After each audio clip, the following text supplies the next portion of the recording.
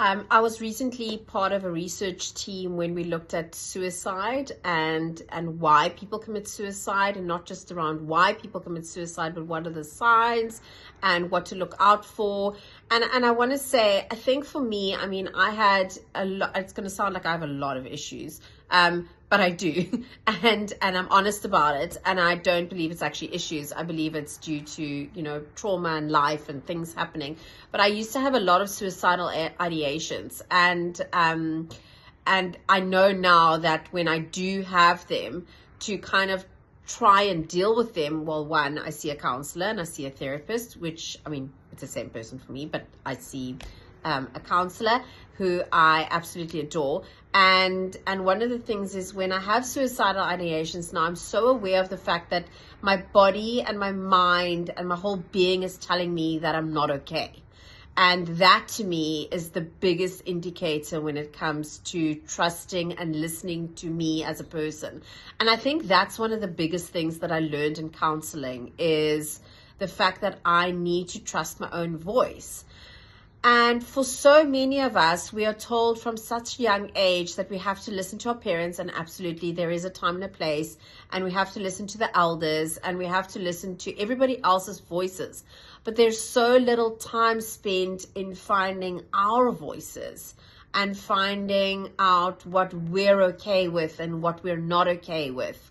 So I really believe that only now as an adult am I really learning to trust, like when I feel like I'm not okay, to allow myself to lean into that feeling and be like, I don't need to people please here. I don't need to say yes when I want to say no. I don't have to do this even though everybody else is doing it.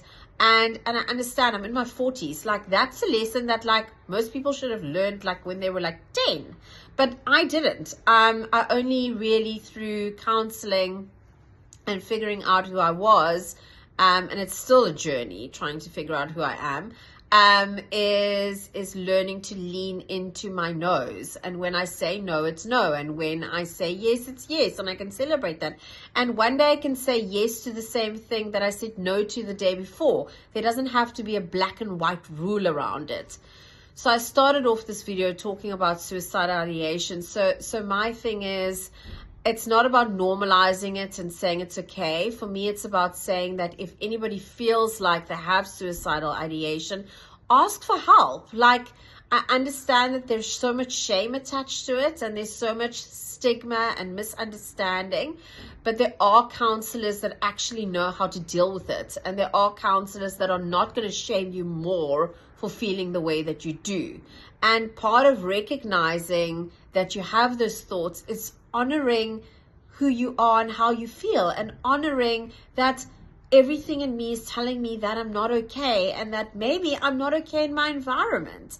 And being able to listen to that and trust that is super important for me. So please reach out if you feel like, I mean, suicidal ideation is often linked to us having to contact an emergency service. If you're feeling like you want to commit suicide, we have to let emergency services know. But if you're having ideation, once again, tell a family member around you what is going on.